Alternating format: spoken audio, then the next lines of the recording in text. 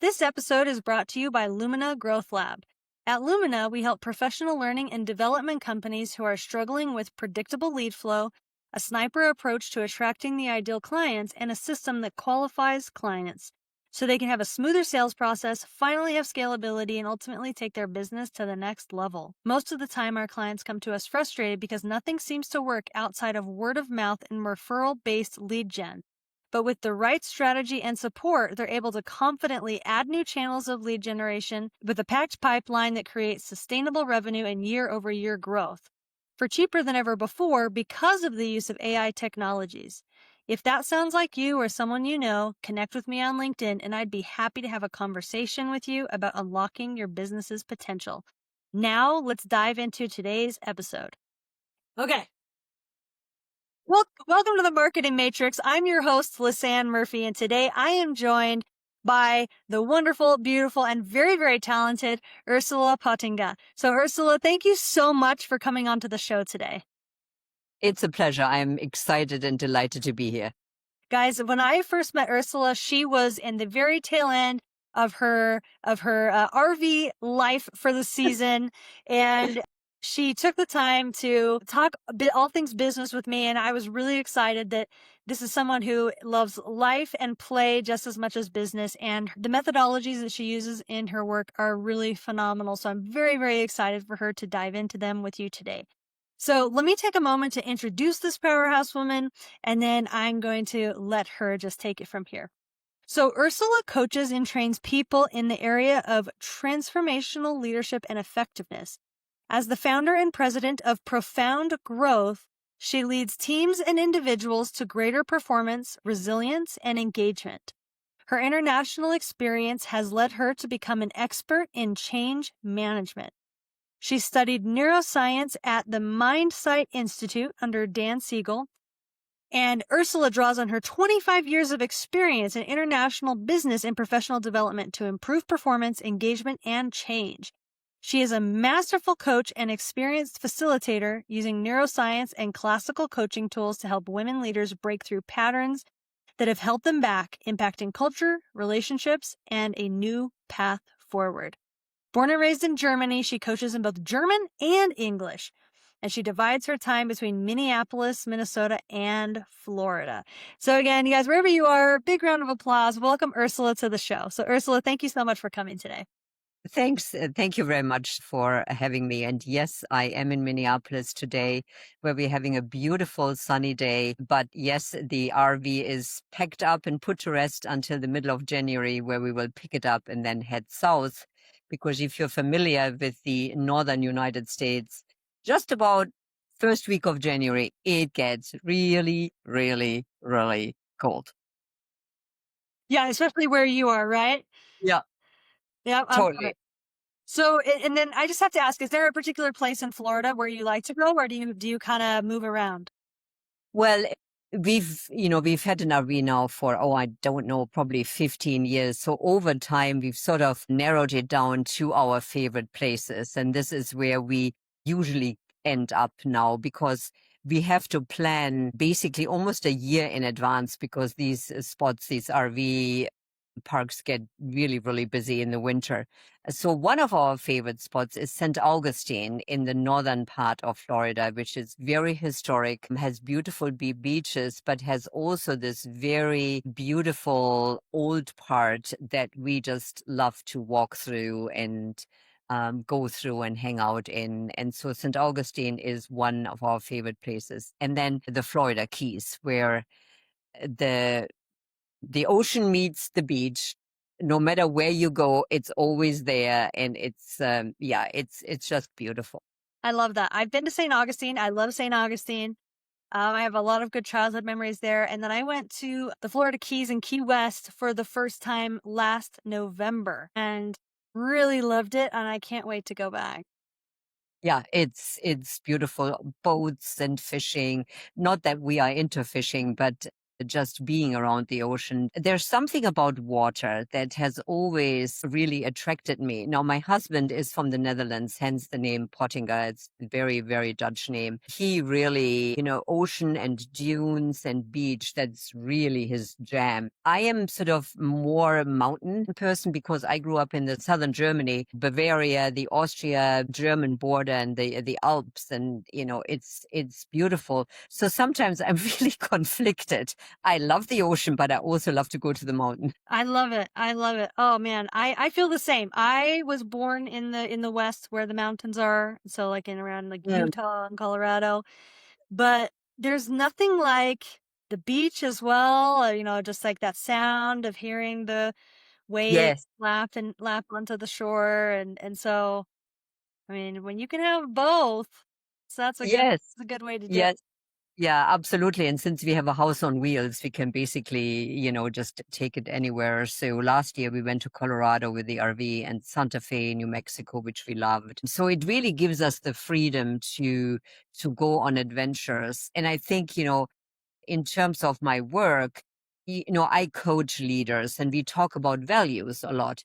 And really, what I have found is, the RV life really helps me honor some of my most important values, which is adventure and being outside. I'm such an outside person that when winter hits in Minneapolis, where you're basically stuck more or less for, 3 months on and off, that is just something that just didn't work for me, and my body didn't like it, my spirit didn't like it. The value of adventure and outdoors and being in the beauty of nature, that just was it's just such a good fit. Oh, I love it so much. And I love how you bring up the importance of values and how we need to be aware of them and structure our life Yeah, around them, right? yeah. And I'm really excited to dive more into that. Okay, so for those that aren't as familiar with you and who you are, I would love to hear some of your background story. Like how did you become so interested in transformational change? I remember back when I was 15, I had a very good friend that was into philosophy and poetry. And I remember sitting on the floor in my parents' living room having these, in-depth conversations about, spirit and transformation and consciousness, even then, although at the time I didn't really know what that was. I was just fascinated by that. So I think it's always been a part of my life. Not until I became a coach 25 years ago, and then met my business partner who was also into consciousness and transformation. It wasn't until then that I really saw and learned this is what transformation is. This is what consciousness is, and this is how I can use it in my own life and in my professional world. And then I think it just became a journey, learning more about it, diving into some of the research, and really finding both my passion as well as, deep interest of how much can I learn about this thing that I'm just so interested in. I love that. And I love that like you were having clues about it early in Yeah. your childhood, which is Yeah. really remarkable. And so it was like so it sounds like it was an interest first and then like the research Yeah, that it was an interest and a passion, and I could feel there was something there. And then it's like very much like I think how life works. You meet just the right people that either take you along this journey with them or there is a connection. And I think this is really what happened with Anne and I. We found this common purpose, we found this common passion. And from there, we also said, okay, we love consciousness, but how can we bring consciousness into the world in terms of business and effectiveness? Because it's very hard to go into an organization and sell consciousness. It's not an easy sell. So then we looked at it and said, well, is there proof to consciousness? And that led us to neuroscience. So that became the shifting point of saying, okay, there is actually evidence how consciousness increases, and it is directly related to the brain. And that led us to Dan Siegel's training course and reading books on, neuroscience and integration. And that became then a product, as you will, that actually people were interested in because it was now about science and effectiveness rather than consciousness. So what's the language that you use to communicate that to businesses, like in the process where you're starting an engagement with them? That's a really, really good question. Usually, I am very curious about the challenge because people know what that challenge is. They are not always aware what the solution to the problem is. Or sometimes I find they think this is the solution to the problem. And when I really have deep conversations with them and really trying to figure out, well, what's going on here? What's getting in the way? What is the struggle? I can see what a solution might be that they are not even aware of. So my first sort of inroad into the conversation is really curiosity. What are you struggling with? Where did it come from? How long have you been struggling with that? What's the impact on that? And what would you rather have? What would you want? And then from there, I go to here are one or two neuroscience solutions that I can offer you that will help with the struggle, but will also enable you to have tools to continue on this growth journey. So, Mm. for example, if I hear in an organization that stress is an issue, people are stressed, and really look at the world. Is there anybody who's not stressed right now? It's going to, okay, this is the impact of stress on your organization, on the team, on you. And here is a neuroscience tool and concept that will really help you understand where stress is coming from in terms of the brain, the impact on of the chemicals on your functioning. And here is a tool that will help you really line up your stress level so it becomes more effective rather than you're either completely overwhelmed and burned out or people are bored. And on either side of that equation, things are not effective. Yeah, well, and I think it's really interesting. It kind of demonstrates the point. I love how you said people understand their problem, but they Yeah. don't always know what the solution might be to fix that problem. But like the solution itself, like doesn't necessarily matter that much. Like as long as it's fixed, like the tools that are used, I think people care less about. Absolutely. This is really an interesting point that you are raising. It really is often not so much about the tool or the solution. What is important about the whole thing is the sort of deeper inner journey that we are all asked to undertake. So whether it's an individual client or a leader in an organization, yeah, the tools are the key that opens the door to the organization. But ultimately, what's important is for them individually to look in here, look into the heart, look into the body, look into the mind, and understand themselves better. If the awareness is increased, if that inner compass gets more aligned, then the solution to the problems become sort of more visible. And then the tools and the neuroscience, yeah, that's super helpful. But what is more helpful is the question, okay, how do I feel? What do I learn? What's my awareness? What increases now in terms of who I am as a human being and as a leader? And that always has to come first. I love it. So these philosophies that are, I mean, they are driven by neuroscience and science as well, but they also are very rooted in Eastern religious philosophy. So I'm curious if are you a religious or spiritual person at all?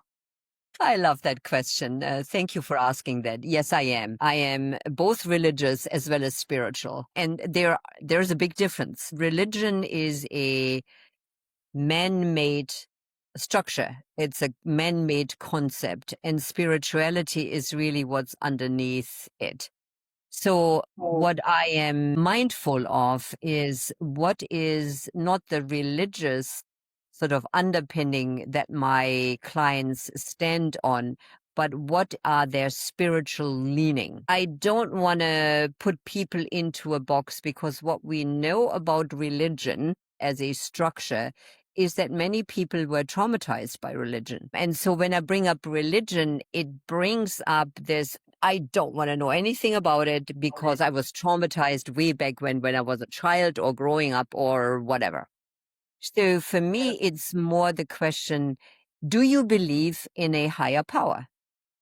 I don't care what it is, but do you believe in something that is outside of yourself? Is there something you believe in that really connects you deeply to a spirit? And then they can name that whatever it might be. It can be Jesus, it can be Buddha, it can be nature, it can be their higher self. Then it won't matter because I know there is a spiritual connection there. And then the religious potential trauma activation then doesn't happen because then we're looking inside, we're looking at the heart, we're looking at the spirit of what people believe in terms of how they connect to spirit. So Does that I'm make curious. sense? Yeah, absolutely. And I appreciate, I think that's like one of the best descriptions of that I've ever heard. So I really appreciate that. Are most of your clients, do they have spiritual leanings, or do you have clients that are like strictly science and to them consciousness is academic? A really, really good question. I have some clients where consciousness is purely academic. And it's really funny because they believe that it's purely academic. But when I hear them talk about where they feel most at ease, where they feel like they can access their creativity. There's often words, and I have one particular wonderful client that I've worked with for many, many, many years, who's an expert in the field of wildlife conservation. Now, when I ask him directly about spirit, it's like, no, there isn't such a thing. Don't believe in anything. But when I hear him talk about where he feels at ease, where he finds his peace, where he finds his inspiration, it's nature. So, I say to him, how can you not see that that is your spiritual home? You just call it nature. You are a wildlife conservationist. Of course, nature, wildlife, the mountains, of the West Coast, that's your home. That's where you access your deep spiritual wisdom. And he sort of like had this moment where, you can see this light bulb go on and go like, well, I guess if you put it that way, I guess that's it for me. So I think people are sometimes not even aware that they have a spiritual connection, but when you point it out to them, they go like, well, I guess you could call it that. I love that. So how do you describe consciousness like from an academic perspective? I'd be curious to know how you describe that. And I think that the where my question comes from is um I have an uncle who always have the most interesting conversations with him because he is very academic and he's a proclaimed atheist. He comes from he has a Jewish lineage, but he's a proclaimed atheist. And for him, humans really are just a series of chemical and electrical reactions, right? That there's nothing beyond that. And so like what we do in life is really just our choice. And then after we're gone, but like consciousness to him is it is purely electrical and chemical reactions that are Yeah, happening in the body and the brain. yeah, Which I think is really, really fascinating. Like from that perspective, I'm yeah, personally more of a religious and spiritual. So like for me, consciousness is um, way more about spirit and essence of being and yes. values based, kind of like you're talking about. But I'm very curious, like, what does the science say about consciousness beyond chemical and electrical reactions and responses? Yeah, I love that your uncle is framing that this way because there are a number of thought leader sort of trains of thought. Let's put it that way. Consciousness is something that actually nobody knows what it is. It cannot be pinpointed in the brain. So in many ways, your uncle is right.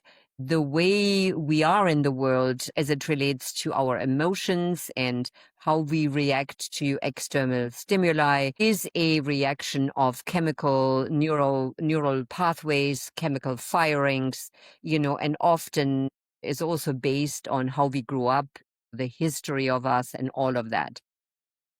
So that's one train of thought. Then there is another train of thought.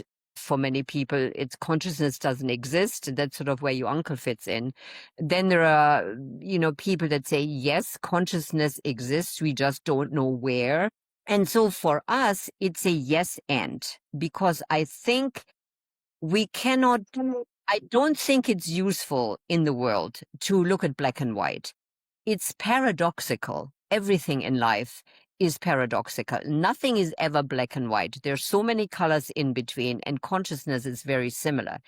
What has helped us is look at the neuroscience, and what is neuroscience telling us about brain integration?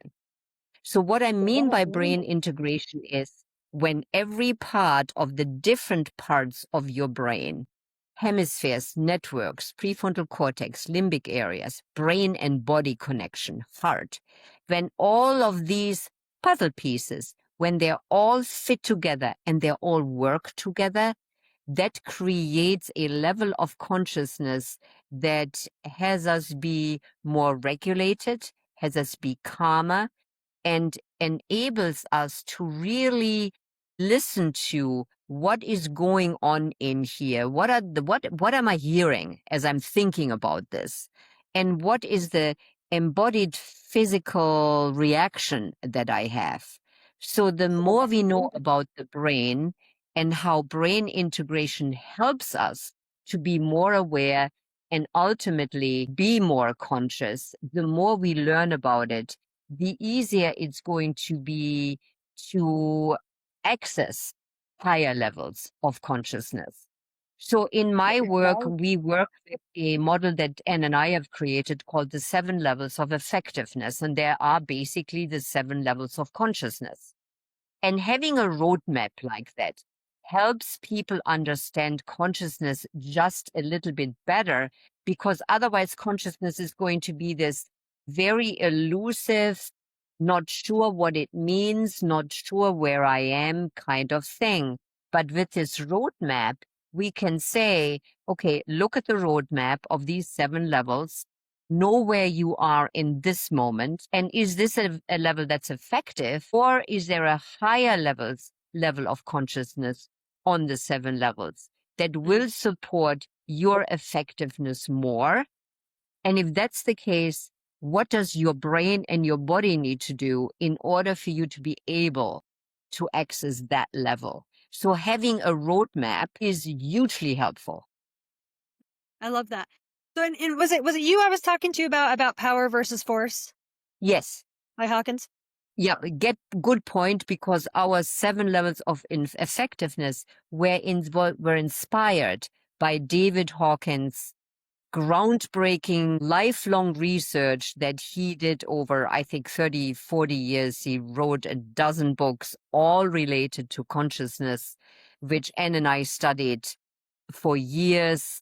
We followed him and we took his research, and it inspired us to create our roadmap. His map of consciousness, I think, had 17 levels, and you can only imagine how hard it is to work with that. So we took that research and then the neuroscience, and we recreated it based on what we know, and said, 7 levels is something that people can work with. They can remember 7 levels, but it's impossible to remember 17. So absolutely, David Hawkins was an amazing researcher and thought leader that we credit with the inspiration to the 7 levels. I love that. Well, and I think it's so neat how you and Anne have really put together, like you said, like a pathway. What was the word you used? Was it pathway? Roadmap. Yeah, Roadmap. roadmap. Thank you. Yeah. Sorry. So a roadmap that is, I mean, maps have steps to follow, right? Like you do this here, you do that here, right? So to like create a roadmap for something that's as nebulous and difficult to understand as a concept of consciousness. So that's fantastic. I love it. Yeah. And I just wanted to say, when something is simple, it is often underestimated. But what we say about the 7 levels, they are deceptively simple and endlessly complex. But I think simplicity helps people understand and work with something. I mean, I think we all know models that have circles and spikes and triangular overlaid and overlaid. And only the creators of those, things understand it. That's ultimately not helpful. What is helpful is when there's something simple that people can identify with and work every single day of their normal lives with without having to look on the bookshelf and go like, page 75 gives me a description that's 10 pages long of how I use this thing. I love that. So well said. You've got a great sense of humor too, Ursula, which I really appreciate.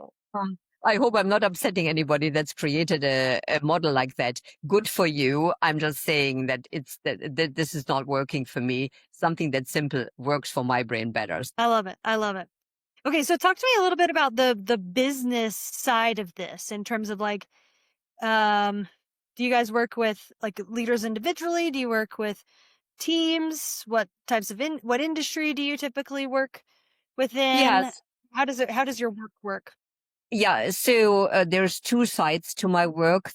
The work that I do with Anne is quite niched. We are a boutique training organization, and our students are trained coaches. So our clients are coaches that want to know how to work with their clients in a more effective way using neuroscience tools and neuroscience research that they can include in their coaching practice. So we have a year-long program that's a certification program that helps trained coaches elevate and expand in their coaching. In terms of profound growth, I work with women leaders, many of them in male dominated industries.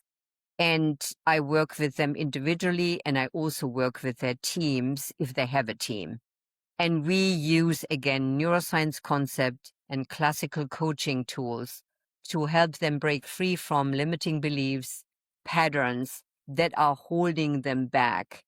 And I can see that many of these women want to have a greater impact on the culture they're in, on the relationships that they have, and they want to have newer, more creative ways forward. And that is what I do in my work with them, and the neuroscience and the coaching tools help them break free of these patterns and for them to have a greater impact on the culture that they're in. Wow, that's wonderful. And how do these business leaders or on your side or the coaches, how do they discover your company? Like, are you doing social media? Yeah, I have a very good LinkedIn, very active LinkedIn profile. The podcasts, your podcast, as well as the podcast that I have, are often featured on there. I try and look at, a concept or a challenge that a client has, and then, share some tips and tricks and tools of, my perspective on that. Often the RV features in that. The dog, our Boston Terrier Comet, is often a voice for leadership because, as you can imagine, dogs have lots of things to say about who we should be. So I use my RV life and the dog, and then, obviously the neuroscience. So I have a LinkedIn profile. It's very LinkedIn Ursula/Pottinger, very simple, where people can find me, and please, connect with me. And then on my website, profoundgrowth.com, is links to the podcast and also a free tool. So I've written an ebook called Executive Presence, which is very often what my clients are struggling with. And I've just recently created an ebook, and you can find it on the homepage of Profound Growth, and it's free. You can download it, and it has some very interesting neuroscience connections to what executive presence is, or what most people believe it is. I love that. I love that so much. So, and what are some of your big initiatives for 2026? One of my biggest issues for 2026 No, is initiatives. Like what's an one of your initiative. biggest focuses? Well, Executive presence. So that ebook was, just recently created. There's still a little bit of a tweak going on. I have an editor that's sort of still, managing that a little bit. So in the next couple of days, it should be ready. And then the initiative for 2026 is creating enough groundswell on this executive presence theme that I can create a couple of webinars that, are sort of brief 1 hour, sort of a deep dive into the ebook, share some tools, have it be interactive where leaders can really find some solutions to the challenges they have using the framework of executive presence. So that is something I'm going to work on in 2026. I love it. So, and are you and Anne the main coaches, or do you have other coaches that work with you? Like, what? Tell me about the team that supports all this great Yeah, content. so on the Be Above leadership side, where we train coaches, Anne and I are the main leaders, facilitators of the program. We have trained leaders within the Be Above team structure that have gone through some very rigorous training that support us in terms of, scheduling. When I travel, sometimes I can't do the group, and so they step in. On the profound growth side, it's basically I'll do all the coaching because it's my intellectual property. It's really sort of like I'm the brand, I'm the voice, and it's a little bit harder to duplicate. But I have support, PR, marketing, LinkedIn posts. I have an editor that helps with, the website. I have a virtual assistant that helps me with scheduling. My husband helps me with taxes and accounting, which I hate. So I said, darling, you're semi-retired. Could you help me with numbers? And he went like, sure. So That's I have fantastic. people, I have people that support me because I couldn't possibly have a life if I would have to do everything myself. It just wouldn't work. I would be completely overwhelmed. So you entrepreneurs out there, find support because doing it on your own is ultimately not going to work. Yeah. I love that. I love that. Well, I'm really excited for any coach or company that has the opportunity to get to work with you. I think the work that you do is really remarkable, and I love your enthusiasm and your passion for it. So, Ursula, thank you so much for sharing so much wisdom and a deeper understanding of consciousness from a scientific perspective and how it fits into your work and the different roots that you've brought in to create the frameworks that you do. It really has been an absolute joy having you on the show today. Well, I'm very grateful. Always love talking to you. You are an amazing host. I love your curiosity. And this is something else, again, for the entrepreneurs that are potentially listening. Find something that you love to do.